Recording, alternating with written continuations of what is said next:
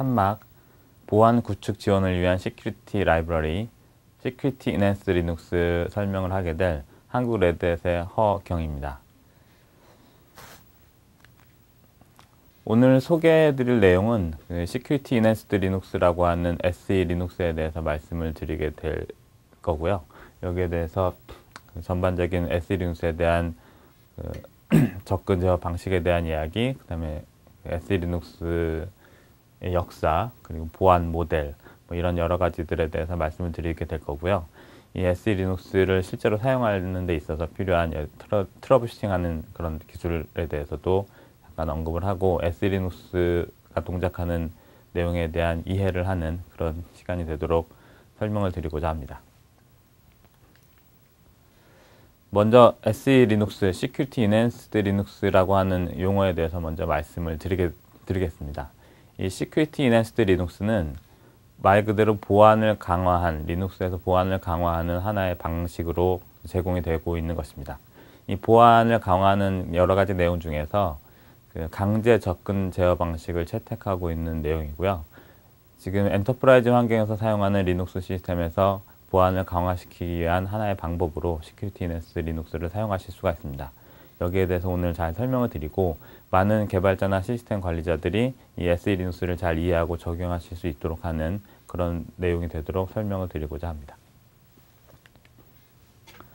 우선 보안 접근 제어 방식에 대해서 두 가지를 말씀을 드리도록 하겠습니다. 첫 번째는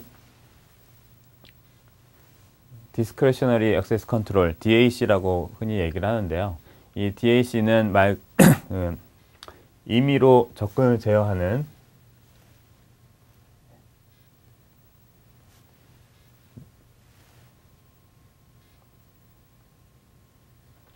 임의 접근 제어 방식이 되겠습니다. 이 오브젝트의 소유자가 접근 제어에 대한 목록을 변경하실 수 있는 그런 내용인데요. 우리가 흔히 알고 있는 chmod, chown 명령을 이용해서 파일의 소유자를 변경한다든지 파일의 접근 권한을 변경을 해서 그 변경된 접근 권한으로 다른 사용자가 파일에 접근할 수 있도록 하는 접근 방식을 의미합니다. 이 DAC 방식은 전통적으로 유닉스나 리눅스 시스템에 채택되고 있는 방식이고 우리가 이미 알고 있는 접근 제어 방식이라고 생각하시면 되겠습니다. 두 번째 나와 있는 Mandatory Access Control이라고 하는 강제 접근 제어 방식이 있는데요. MAC라고 부르는데 이 DAC와 MAC의 차이점은 DAC의 경우에는 그 오브젝트 소유자가 접근을 제어할 수 있는 그 권한을 갖고 있는 데 반해서 이 MAC는 시스템이 접근 제어 목록을 관리를 하게 됩니다. 이 얘기는 소유자가 권한을 변경한다고 하더라도 시스템에서 접근에 대한 특별한 권한을 갖고 있지 않는 경우에는 접근을 할 수 없도록 막고 있기 때문에 기본적인 전통적인 방식의 접근 제어 방식을 허용한다고 하더라도 접근하지 못하게 하는 보다 안전한 메커니즘을 제공하는 것이라고 알아두시면 되겠습니다.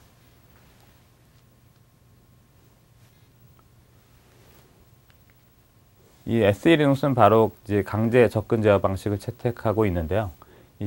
미국에 있는 내셔널 시큐리티 에이전시, 우리나라로 치면 이제 국정원에 해당하는 정보보안기관인데 이 정보보안기관인 내셔널 시큐리티 에이전시에서 바로 SE 리눅스에 대한 프로젝트를 시작을 했습니다. 이 SE 리눅스 프로젝트를 진행하는 데 있어서 파일에 대한 여러 가지 접근 제어를 리눅스 커널 레벨에서 접근을 제어해야 될 필요가 있었기 때문에 이 커널에 통합돼서 사용이 되는 거고요. 이 커널에서 제어를 하기 위해서는 커널 소스가 필요했기 때문에 리눅스를 토대로 해서 개발을 시작하게 됐습니다. 이렇게 시작한 그 SE 리눅스 프로젝트는 리눅스 커널 프로젝트에 정식으로 채택이 되고 포함이 돼서 메인스트림 커널에 이제 제공이 되고 있고 레드햇 같은 경우에는 이 SE 리눅스를 엔터프라이즈 환경에서도 사용하실 수 있도록 적극적으로 지원을 하고 패키지에 포함을 시켜서 배포를 하고 있습니다. 이 내셔널 시큐리티 에이전시 홈페이지에 나와 있는 SE 리눅스에 관련된 소개 페이지고요. 여러분들이 SE 리눅스의 시작 과정이라든지 이런 부분에 대해서 좀 더 아시고 싶으신 분들은 이 NSA 홈페이지를 방문하시면 좀 더 자세한 내용을 보실 수 있겠습니다. 자, 그러면 SE 리눅스 보안 모델에 대해서 설명을 드리도록 할 건데요. 이 SE리눅스는 세 가지로 나눠서 생각하실 수가 있습니다. 첫 번째는 이 보안을 이제 동작을 하는 그 동작의 주체,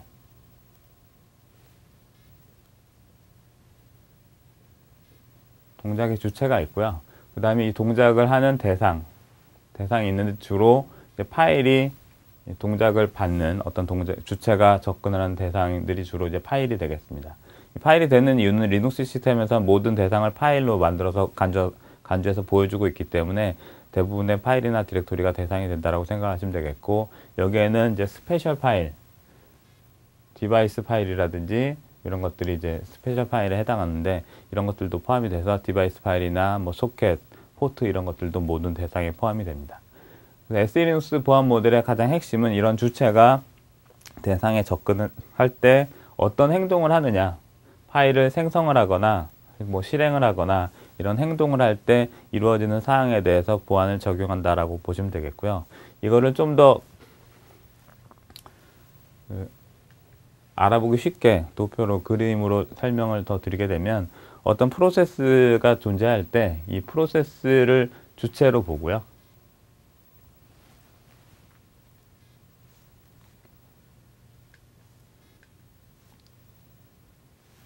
프로세스를 주체로 보고 이 주체가 어떤 대상에 대해서 접근을 할 때 접근하는 어떤 행동, 이 행동을 보고 이 행동을 허가할 거냐 말 거냐를 결정을 하게 됩니다. 이 결정을 하는 거는 보안 규칙에 의해서 결정을 하게 되고요. 이 보안에 대한 여러 가지 규칙은 바로 보안 정책을 가지고 있는 데이터베이스가 가지고 있고, 프로세스가 어떤 파일에 접근을 할 때 이 보안 규칙의 내용을 보고 접근이 가능한지 여부를 판단하게 되어 있고요. 접근을 허용하는 규칙이 없는 경우에는 무조건 접근을 차단하게 되어 있는 게 이 SE리눅스의 기본적인 보안 모델이라고 생각하시면 되겠습니다. 이 SE리눅스에서 이런 보안 모델을 동작시키기 위해서는 여러 가지 내용들이 이제 필요하게 되는 거고요.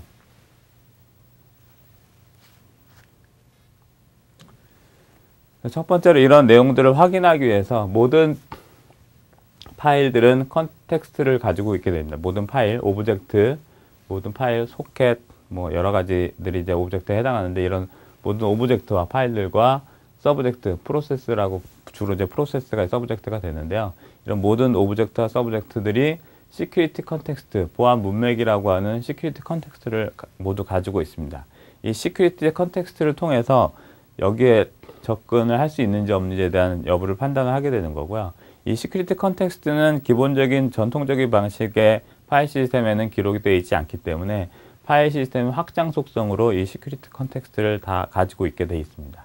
형식을 보시게 되면 이제 유저, 롤, 타입, 센서티비티, 카테고리 5가지 요소로 이루어져 있고요.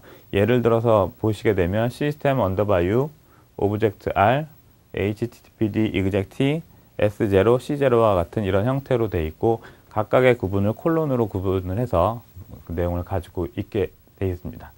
이러한 내용들을 모든 오브젝트와 모든 서브젝트가 다 가지고 있는 거고요. 이런 내용들을 우리가 평상시에는 바로 보이지는 않지만 나중에 설명드리게 될 어떤 명령의 옵션들을 통해서 이 어떤 내용들에 대한 시큐리티 컨텍스트를 가지고 있는지를 직접 보실 수 있게 되어 있습니다. 이런 정책을 이제 가지고 있게 되는데요. 아까 그림에서 보셨던 정책 데이터베이스에 이런 정책들이 담기게 되는데, 방금 설명드렸던 이런 시큐리티 컨텍스트, 이 시큐리티 컨텍스트를 이 정책 데이터베이스에서 모두 가지고 있습니다. 어떤 프로세스, 어떤 파일, 어떤 소켓이 어떤 타입의 어떤 내용의 시큐리티 컨텍스트를 갖고 있어야 되는지에 대해서 가지고 있고, 이 각각의 어떤 변환에 대해서 프로세스의 전환, 그 다음에 어떤 접근에 대해서 그 허용을 하는 여부, 여러 가지 그 접근에 대한 내용들에 대한 정의가 이 보안 정책 안에 들어가 있고요. 실제로 저장되어 있는 위치는 etc 디렉토리 밑에 SE리눅스, 그 다음에 여기는 지금 타겟티드라고 써 있는데 정책의 이름이 들어갑니다. 정책의 이름 밑에 팔러시 밑에 팔러시.26 이런 식으로 들어가 있고요. 이 정책 파일은 바이너리 포맷으로 만들어져 있습니다. 그래서 텍스트 에디터로 직접 보신다든지 하는 건 어렵고 별도의 유틸리티를 통해서 내용을 확인하실 수 있겠고요. 이 정책에는 지금 타겟티드라는 정책 이외에도 MLS, 스트릭트 이런 여러 가지 정책이 존재하고 있고 시스템에 설치하는 내용에 따라서 다른 정책을 적용하실 수 있도록 되어 있습니다.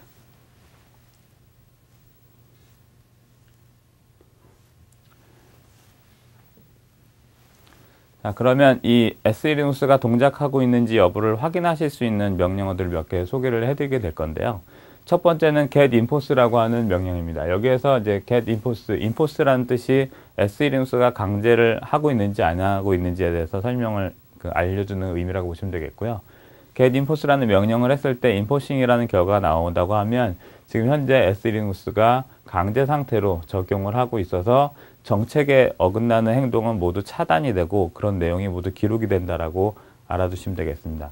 물론 이 정책의 사용 여부를 바꿔주실 수가 있는데 바꿔주실 때는 set enforce라고 하는 get에 반대되는 set enforce를 이용해서 바꿔주시게 되는 거고요. 명령어를 그냥 실행했을 때는 뒤에 적을 수 있는 argument, enforcing, permissive 또는 숫자로 1이나 0으로 기록하실 수 있도록 되어 있습니다. 이렇게 해서 모드를 변환하실 수 있게 됐고 여기 보시는 것처럼 0번으로 했을 경우에는 지금 현재 강제 모드에서 permissive 모드로 허용 모드로 전환이 되는 거고요.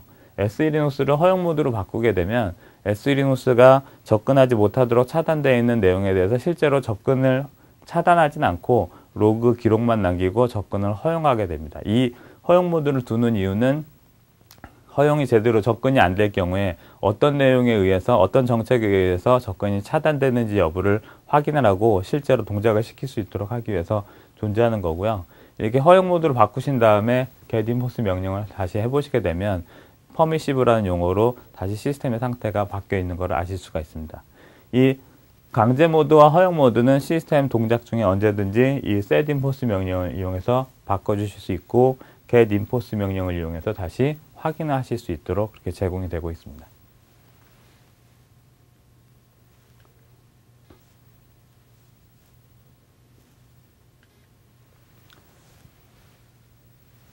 자, 그러면 이번에는 아까 말씀드렸던 보안 문맥, 시큐리티 컨텍스트가 어떤 식으로 여러분들이 확인하실 수 있는지에 대해서 설명을 드리게 될 건데요. 여기 몇 가지 명령어들을 나열을 해놨습니다. 이 몇 가지 명령어들에 대한 맨 페이지의 일부분을 잠깐 가져와서 보여드리고 있는 거고요. PS 명령에서의 대문자 Z 옵션, LS 명령에서의 대문자 Z 옵션, 카피, 복사, CP 명령의 대문자 Z, 디렉토리 만드는 mkdir의 이런 옵션들이 존재하는데 이 옵션의 이름이 대부분 통일을 돼서 다 대문자 Z라는 이름을 대부분 가지고 있습니다. 이 대문자 Z 옵션을 같이 평상시에 사용하던 옵션과 함께 사용을 하시게 되면 매뉴얼에 나온 설명에서 보시는 것처럼 시큐리티 컨텍스트 포맷을 여러분들이 확인하실 수 있도록 또는 파일을 복사하거나 디렉토리를 만들거나 할 때 이 시큐리티 컨텍스트를 지정하실 수 있도록 해주는 옵션을 제공을 하는 겁니다. 보통 일반적으로 이런 옵션을 사용을 하진 않지만 여러분들이 시큐리티 컨텍스트의 내용을 확인하거나 설정하셔야 될 경우에는 이 내용을 알고 계셔야만 설정하실 수 있고 변경하실 수 있기 때문에 이 시큐리티 컨텍스트를 확인하는 보시는데 필요한 이런 명령들을 알아두실 필요가 있는 거고요. 이 컨텍스트를 확인한 이런 명령에 대한 옵션은 기본적으로 레드 엔터프라이즈 리눅스나 최근 나오는 리눅스 배포판에서 대부분 제공을 하고 있습니다.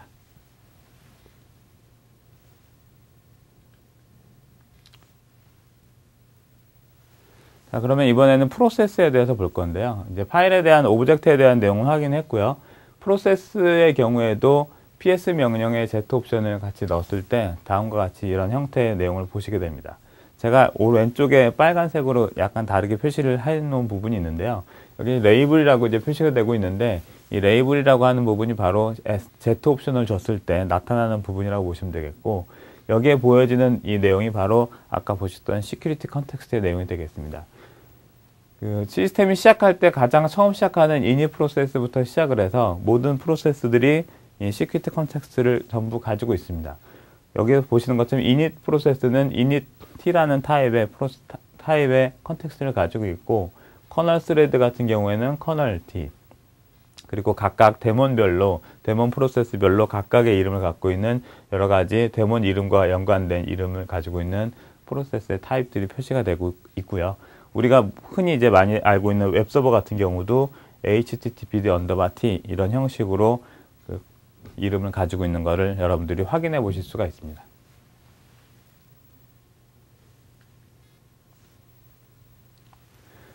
파일의 경우에서도 Z 옵션을 넣어서 보실 수 있다고 좀 전에 말씀을 드렸는데요. ls 명령어에서의 Z 옵션을 통해서 이제 보여드리고 있는 내용인데, 여기 보시는 것처럼 우리가 일반적인 권한은 앞에 나와 있는 그 파일에 대한 권한으로 확인하실 수 있고, 이게 누구 건지도 확인하실 수 있습니다. 그런데 Z 옵션을 넣으시면 바로 이 부분이 더 나타나는 거고요. 이 부분에 보시는 것처럼 특정한 파일에 대해서 어떤 특별한 속성을 가지고 있게 돼 있고, 특히 좀 중요한 파일들 같은 경우에는 이렇게 별도의 섀도우 파일 같은 경우는 섀도우 T, 어떤 실행 파일은 exec이라는 이름이 들어가 있고요. 로그 파일은 로그 파일대로, 그다음에 설정 파일은 설정 파일대로 각각 다른 형태의 시큐리티 컨텍스트를 가지고 있는 것을 아실 수가 있습니다. 여기 보시면 앞에 부분은 다 대부분 동일한데 주로 타입 부분이 다른 형태로 되어 있고요. ls 명령을 통해서 이런 여러 가지 내용을 보실 수 있고, 여기 보시는 이런 권한 이외에도 권한을 검사하는 것 이외에 바로 이 시큐리티 컨텍스트를 한 번 더 검사를 해서 보안 정책을 적용한다라고 이해하시면 되겠습니다.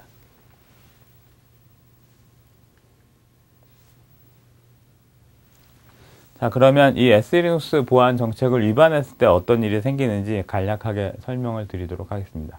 지금 여기에 보이는 이 파일은 www 밑에 HTML 밑에 있는 이 테스트 .html 두 개의 파일을 제가 예를 들어서 설명을 드릴 건데요. 이 디렉토리 안에는 두 개의 파일이 있습니다. 이 디렉토리는 웹서버의 기본 문서가 제공되는 디렉토리가 되겠습니다. 그래서 웹서버가 접근을 했을 때 기본적으로 이 디렉토리에 있는 파일들을 표시를 하게 되어 있는데요. 이 두 개의 파일에 약간 다른 시큐리티 컨텍스트를 갖고 있는 두 개의 파일을 임의로 이제 만들어 보았습니다. 그래서 첫 번째는 httpd sys content t라는 이름의 속성이 들어가 있고, 두 번째 파일은 tmpt라는 속성을 가지고 있습니다. 이 두 개의 파일을 웹브라우저를 이용을 해서 이 링크스라고 하는 텍스트 기반의 웹브라우저를 가지고 확인을 해보는 거고요. 이 시스템에 웹서버가 지금 현재 동작을 하고 있고, 웹서버를 텍스트 유틸리티로 되어 있는 웹브라우저를 통해서 접근을 하게 되면 첫 번째 파일 같은 경우에는 접근할 수 있는 형태의 시큐리티 컨텍스트를 가지고 있기 때문에 파일의 내용이 제대로 보입니다. 그런데 두 번째 테스트 2.html 같은 경우에는 제가 타입을 약간 다르게 해놨기 때문에 웹서버가 이런 형식의 타입의 파일에 접근할 수 없도록 보안 정책에 위반이 되는 타입을 가지고 있는 겁니다.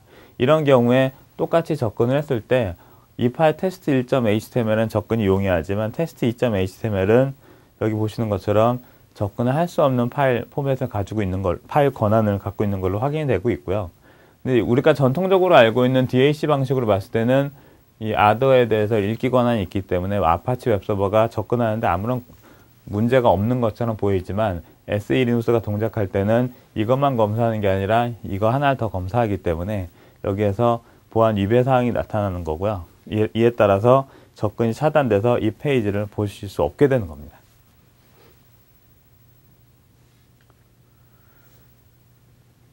이러한 내용들은 시스템에 이제 로그로 기록이 되겠고요. 기본적으로 대부분의 로그가 기록되는 바로그 메시지스 파일에 보면 이 위반 사항에 대해서 보실 수 있게 돼 있고, 이 위반 사항은 SE 트러블슈트라고 하는 프로세스에 의해서 기록이 돼서 보여집니다. 여기에 나타나는 내용은 일반적으로 이 보안 침해 사항이 나타난 부분에 대해서 알려주는 거고요. 이 SE 트러블슈트라고 하는 서비스는 SELinux로 인해서 접근이 차단된 경우에 이거를 트러블슈팅 할 수 있도록 도와주는 그런 프로세스라고 보시면 되겠습니다.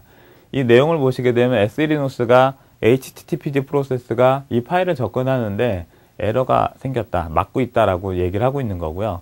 그래서 이 자세한 내용, 왜 막고 있는지에 대해서 더 자세한 내용을 보시기 위해서는 SE Alert라고 하는 유틸리티를 통해서 이 이벤트 코드에 해당하는 내용을 보실 수 있도록 별도의 명령어를 안내를 하고 있습니다. 이 로그의 원래의 로그 메시지는 audit.log에 실제로 기록이 되고 있고요.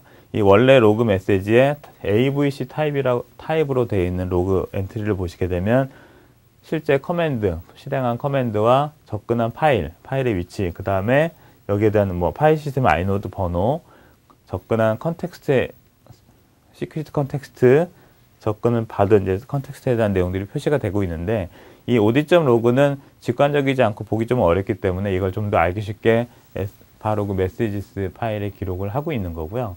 이 바로그 메시지스에서 알려주는 이 SE 얼러트라는 유틸리티를 통해서 이 자세한 내용을 좀 더 알기 쉽게 보실 수 있게 되어 있습니다.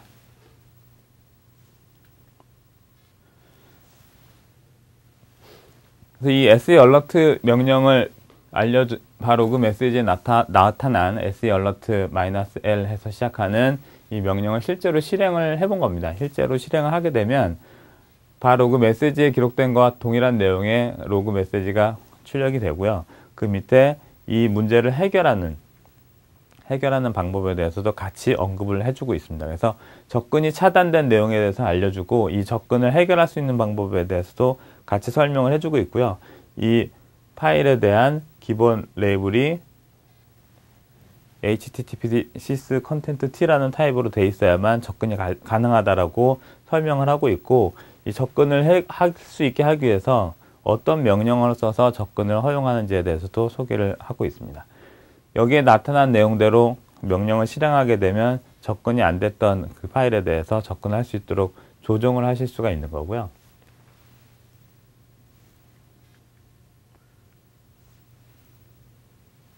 로그의 내용은 그 다음 내용을 좀 더 이어서 보시게 되면 타입을 바꿔서 변경하시는 방법이 있고, 타입이 다르게 돼 있지만 정책을 변경해서 원래 정책적으로 접근 못하게 돼 있지만 새로운 정책을 추가해서 접근할 수 있도록 변경하시는 것도 가능하고요. 여기에 있는 오디트 로그를 분석을 해서 audit to allow라고 하는 유틸리티를 가지고 이 접근이 차단당한 접근 내용을 가지고 허용하는 규칙을 만드는 그런 명령을 사용하실 수 있고, 이 명령을 이용하게 되면 로컬 규칙을 별도로 만들어서 시스템에서 이 접근에 대해서 허용을 하도록 하는 내용을 정책에 포함시키실 수 있도록 되어 있습니다. SE 리눅스를 많은 시스템 관리자나 개발자들이 굉장히 어렵게 생각하고 접근하기 힘들다고 생각을 하는데, 지금 보여드리는 것처럼 이제 트러블 슈팅하는 방법을 잘 이해하시고 몇 번 시도를 해보시면 이 SE 리눅스에 대해서 좀 더 이해를 쉽게 하실 수 있게 될 거고요. 이렇게 하게 되면 시스템보다 안전하게 운영하는 데 대한 그런 내용들을 이해를 하시게 됩니다. 앞에서 나와 있던 명령을 통해 실제로 실행을 해본 겁니다. 리스토컨이라는 명령을 통해서 차단했던 파일에 대해서 명령을 실제로 고치기 위해서 시도를 한 거고요. 이 명령을 시도했을 때 잘못된 타입으로 되어 있던 내용이 접근할 수 있는 타입으로 변경되는 것을 확인하실 수가 있습니다. 이 변경을 시키고 나면 이 LSZ 옵션을 통해서 다시 바뀌어져 있는, 새롭게 바뀐 그 보안 시큐리티 컨텍스트를 확인하실 수 있고, 다시 한번 시도했을 때 이제는 그 컨텍스트 파일의 내용을 제대로 확인하실 수 있다는 것을 여러분들이 아실 수 있게 되는 겁니다.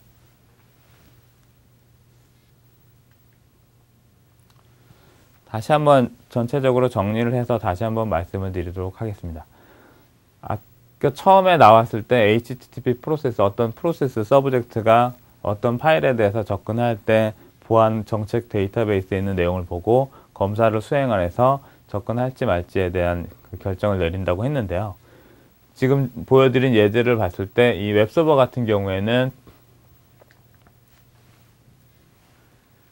HTTPDT라는 이름이 들어가 있는 시큐리티 컨텍스트를 이미 가지고 있는 거고요. 이 시큐리티 컨텍스트를 가지고 있는 프로세스가 이 파일 HTTPD sys 컨텐트 t라고 되어 있는 시큐리티 컨텍스트를 갖고 있는 파일에 대해서 접근할 수 있는 권한이 있는지 없는지 이 정책 데이터베이스에서 검사를 하게 되는 거고요. 여기에서 읽기 권한을 허용했을 때만 접근이 실제로 이루어지고, 이런 접근에 대한 내용은 어플리케이션에서 하는 게 아니라 커널에서 하기 때문에 어플리케이션에서 권한을 주거나 한다고 하더라도 커널에서 차단할 수가 있고, 여기에서 보시는 것처럼 허용된 내용에 대해서만 접근이 되도록 이 모든 내용들을 가지고 있기 때문에 이런 내용들은 모두 정책의 파일로 존재를 하고 있게 되어 있습니다. 그래서 여기에 예를 들어서 웹서버 HTTP 프로세스만 말씀을 드렸지만, 시스템에 있는 모든 프로세스가 이런 컨텍스트를 다 가지고 있고 모든 파일이 다 가지고 있기 때문에 시스템에 동작하는 모든 프로세스가 어떤 파일에 접근할 때는 모두 이 보안 정책 데이터베이스에서 검사가 이루어진 이후에 접근이 이루어진다고 보실 수 있고요. 프로그램을 개발을 할 때 개발자가 프로그램을 개발한 사람이 원치 않는 접근이 시도가 되는 경우가 있고 또 보안 위험이 노출되는 경우가 있는데 SE리눅스를 사용을 할 경우에는 그런 잘못된 부족한 보안 위험이 있는 그런 부분들을 어플리케이션에서 실제로 접근해서는 안 되는 접근을 시도한다고 하더라도 커널에서 막을 수 있도록 도와주기 때문에 개발자가 좀 더 안전한 환경에서 프로그램을 개발하실 수 있고 사용하실 수 있게 되는 것입니다.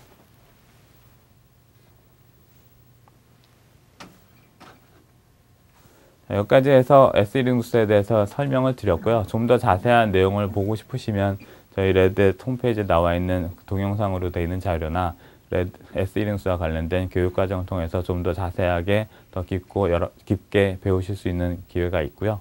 궁금하신 분들은 이쪽에 나와 있는 URL을 참고해서 SE리눅스에 대해서 관심을 가지고 더 봐주시면 되겠습니다. 이상으로 SE리눅스에 대한 소개를 마치도록 하겠습니다. 감사합니다.